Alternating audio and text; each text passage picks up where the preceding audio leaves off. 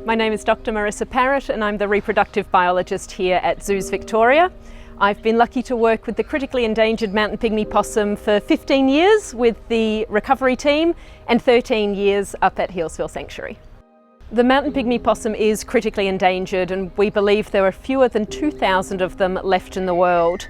The possums are Australia's only hibernating marsupial and they spend 5 to 7 months asleep under the snow every year. Mountain pygmy-possums were affected by the 2019 to 2020 fires, which are colloquially known now as the Black Summer. In New South Wales, the fires did burn major populations of mountain pygmy-possums. In fact, 6 of the populations in the northern Kosciuszko National Park. The fires meant that all of the vegetation and all of the food are gone. Thankfully, animals like mountain pygmy-possums and other local species like antechinus and bushrats are really clever. They go deep within the boulder fields and they can survive the fires, well, mostly. However, there's no food and there's no water afterwards. It's a major problem for them. We're really grateful to the Australian Endangered Species Recovery Fund for helping us with our work on the mountain pygmy-possum. There are 2 main components to the work that we're doing with this money. One of them is health checks for the mountain pygmy-possums. During the collapse of their main food source, the Bogong moth, across all Victorian monitored populations, 50% of females lost their litters.